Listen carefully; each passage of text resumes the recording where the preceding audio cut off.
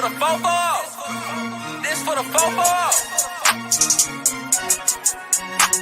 For the city and the back roads. Got a whole county full of them ghosts. All from the fofo. Hey, it's just for Beulah County. Yeah, right on your head like a bounty. Said I'm from Beulah, they know I'm from Beulah. So let me just go talk about my surroundings. Shout out them Eagles that's out in Geneva. Them Lakers, oh yeah, that's Palmerton and Valley. We from the fofo chasing these goals. If you in the way, you get taken out proudly. And Jefferson soaring with Falcons. Said that you working, you ain't really working. You see that we working, our hands got a callus. Putting in reps till we moving some mountains. Edgewood got warriors, they won't allow it. Me, I bleed green and gold, they no defeating no dragons who run the whole city, you wildin'. And they really bout it, yeah. And next we gon' go to Grand Valley. Work like a horse and don't show no remorse. So opponents keep coming, we stack them and pile them. Yeah, and kinda got flooded with Spartans. As soon as they pull up on game day, we park them. Cause we number one in that spot, ain't a bargain. Man, shout out St. John, they be ballin' like Harden. This for the fofo. This for the fofo. This for the fofo. Here we are. Good morning, folks. On this Friday, we finally made it as we get through a beautiful, beautiful week. My name is Sam Torres. Thanks so much for joining us this morning here on Ashtabula's only morning sports talk show, the 440 Sports Show here, and also available on ysnlive.com. Yesterday, we got to cover some softball over at Edgewood, and boy, was that an absolute blast. We got to see, that Jefferson team is really, they're really starting to get it together and really starting to kind of put together their offense. They have a pretty darn good pitcher by the name of Samantha Speakman, or Sammy, as she likes to go by, that really did some big time work during that game yesterday, and that was a blast, to cover. And toward the end there, Edgewood, the bats were kind of light there in the beginning for Edgewood, but once you got closer to the fourth and fifth inning, the bats started coming around. They started getting some hits and stuff, and the game does end after 5. But I'll tell you, with the if you take away the third inning in that game, and the third inning is the one where really kind of the bottom of the third is, or the top of the third is really where Jefferson puts a huge mark in on the game, where they score, I want to say 6 runs or 7 runs in that game. They definitely would have been in a much more competitive game, but sometimes that's how it goes. I mean, you have games where sometimes you're the mercier and sometimes you are the mercied. But the beautiful thing about this one is, there's a lot more softball to be played. So, and I'm really looking forward to getting to see both of these teams again, as, Jefferson has really kind of turned it up. Beating Poland kind of really, started some swagger, I think, over there in Jefferson. They are very, very talented, those young ladies. They've got a lot of the young ladies can hit the ball. They've got a couple pitchers. I mean, Sammy is phenomenal. They had Matilia Matuz come in there in some relief. And even though she gave up a run during her relief effort, she throws absolute smoke from the circle. I was surprised on how hard she threw as well. And then, seemingly everybody in their lineup can hit. Jefferson was really on fire. I'm really looking forward to seeing what this Falcon team can do. I did get a chance to interview our player of the game, who was Sammy Speakman. Sammy Speakman yesterday goes 3 for 4 from the plate. And this was actually, I talked about at the PV game, having to really kind of dig through the stat list and the stat sheet for Lakeside. I talked about how hard it was to kind of find a player of the game in that one. It was a little bit of the same thing yesterday with Jefferson, just because let me make sure we have sound. We do. All right, good. Just because there were so many. There were so many people hitting the ball super well. Their shortstop Rogers also went 3 for 4.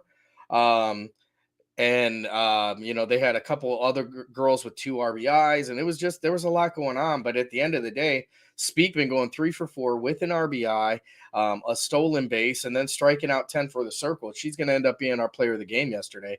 And we got an interview with her, so we're going to run that right now. All right, I'm here with the player of the game, Sammy Speakman, going 3 for 4 at the plate today, also striking out 10 from the circle. Sammy, aside from having an awesome first name, what was going on today out there on the base, the softball diamond? I was just feeling it. I think the weather helped, and I was feeling, I'm not sore because we didn't play yesterday. I was loose and having fun. So what are some of the things that you made sure you worked on going into this season? Definitely moving my balls more and spinning them and knowing kind of where to pitch the better batters. So what are we going to get to look forward to seeing when the Lady Falcons take the diamond all year this year? More strikeouts, more hits. We're going to have a time at the plate, and I think you're going to see pretty good defense. Yeah, I think you guys are coming alive just at the right time. Our player of the game, Sammy Speakman. What a game. Thanks so much. Thank you. That was Sammy Speakman. So she was the one in the circle yesterday for the Jefferson Falcons. And, we talk about it at the beginning of the year, and when we talked doing the previews and those sort of things, we talked about the year-round players. We talked about the travel ball players and the difference that they really make just because of all the effort and concentration that they put into the sport. And Speakman is no different. She's a travel ball player. And it shows. She's just got some experience. She's unshakable up there. She not only is she throwing strikes, but she's putting strikes where she wants to put them. And that's something you just don't see a lot. I mean, there's a lot of great pitchers in high school. But with some teams and in some situations, you're really focused on the pitcher just trying to get strikes rather than trying to place the ball. Any team that's got pitchers that can throw consistent strikes and can really start to add some kind of, sprinkle some hot sauce in that pitch, is a big benefit. It's a really big benefit. And I think that the Jefferson Falcons are, we've talked about that NE8 conference, and this is the last year they're going to be in that conference, as next year the CVC is going to expand. And we are going to have a new conference, most likely called the CVC Lake Division. I don't know if they've, hammered that in for sure yet. I've reached out to CVC a couple times trying to get them to let me know, and I'm not important enough, I guess, to know that. But there will be three additional teams added into the conference: Jefferson, Conneaut, and Madison going into that conference, and a new division going to be formed out of that, which will be Jefferson, Edgewood, Conneaut, Lakeside, Madison, and Edgewood. I think I got all 6 of them, but it'll be a 6-team conference, and really essentially a return of the old NEC, the Northeastern Conference that ruled this area for years in the past. I say all that to say Jefferson has been trying to leave the NE8 with a memory of them, like the goodbye kiss as they go out of the conference. And they've done a pretty good job in the past 2 seasons, in football, obviously, with that historic magical run in football. And then in basketball, winning a share of the NE8 championship as well. Now, baseball and softball are doing their best to try and leave their mark on the NE8 before they join the CVC. So, and the CVCs are in the NE8 is already kind of super packed at the top. You've got South Range, you've got Poland, Poland at one time, Jefferson did beat them, but Poland at one time, when you looked at rankings like on Max Preps, or one of was the number 1 team in the region. So beating a team like that really it does something, and it showed. But we're going to head over here to the scoreboard first. Let me get that pulled up. Actually, before we go to the scoreboard, I do want to let you guys know, regretfully,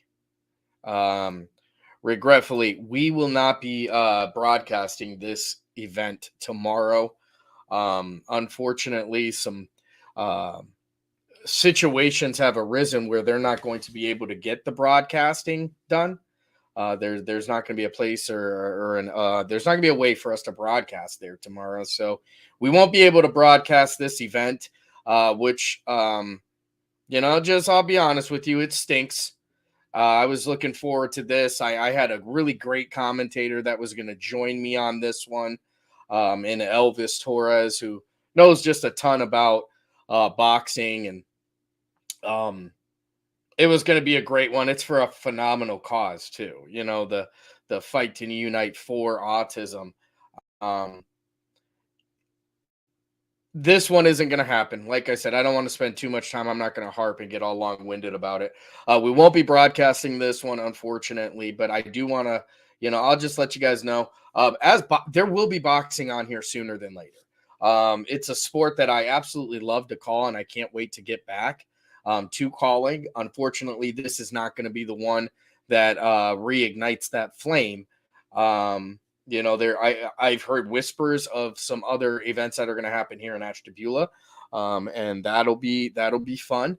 But yeah, we won't be there for this one, but I do want to send a huge shout out and a wish of luck to Zion Hensley, although she probably doesn't need it because she's really, really good.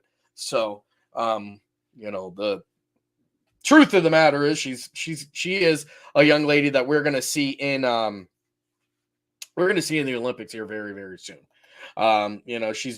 She's very good at what she's done. She's very, very committed to the sport and in the sport that they call the beautiful science. And she's made a name for herself at such a young age. I cannot imagine that trajectory is going to stop anytime soon. So we're going to go to our first break, and then when we come back, we're going to go through all the scores, and I'm going to talk to you guys about some of the games that are happening today on the YSN network. Now, I can tell you, actually, I'll talk to you about that after the break when we get back. I do want to remind you guys that we are still looking for sponsorship of this show. There are tons of awesome sponsors that we've had, that we have here on YSN. Toyota of Warren, Greenwood Chevrolet, Baird, Sheely's. There's so many. And if I forgot them, forgot any, I'm so sorry. Joe Dickey, Electric down there. There's a lot of awesome sponsors here on the show. I would love nothing more than for Ashtabula to put their spin, their taste, their presence on these sponsorships, including starting maybe right here with this show. It's a great opportunity to get in front of almost 70 different school districts, 70 different demographics. It's a great way to give back, because the money that's made from these sponsorships and advertisements are the ones that help keep the train moving down the track. This is what, puts gas in the cars. It's the one that keeps the show rolling. So you can contact me on any of the Instagrams or Instagrams, excuse me. Boy, I sound like a boomer there, don't I? You can contact me on any of the social media pages. You can go to YSN Live and go over to the advertising. It's a great opportunity. We would love to get you on here, get your product, get your business promoted to everybody from the Mahoning River all the way up to the lake. You're going to catch all these communities in between. It's truly a really great opportunity for businesses, products, and we would love to, and it also helps the kids. So if that's something that you're interested in, or somebody who's interested in, feel free to reach out. I would love to talk to you about it and get you on our advertisements. So first, we're going to go with our friends over at Toyota of Warren, and when we come back, we're going to go over the games from yesterday. We believe expectations are made to be exceeded. At the new Toyota of Warren, it's about more than just getting a great deal. It's about service you can count on and a friendship you can trust. Year after year, we've done what we do best. We've gone the extra mile so you could too. Because we know it's just not about buying a new car. It's the start of a new adventure. Toyota of Warren, driven by you. Hi, this is Zell Bush. Hi, this is Tom Clint. Hi, this is Steve Rossetto. Hi, this is Ryan Miller. Hi, this is Rich Sakui from WRS Wealth Advisors. With our combined 80 years of experience, WRS Wealth Advisors are the area's premier wealth and retirement specialists. Call 330-965-0370 to learn more about our individual and corporate financial planning services. Or visit WRSwealth.com. Go Raiders. Go Dogs. Go Cats. Go Dogs. Go Tigers.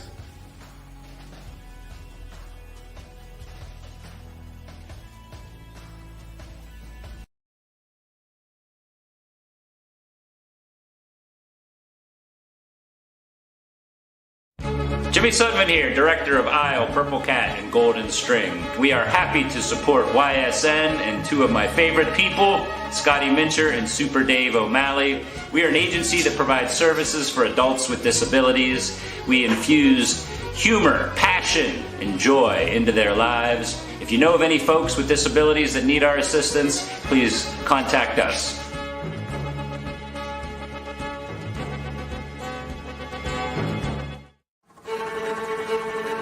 Reliability, innovation, scale. These three values are those we look forward to in our business and in our team.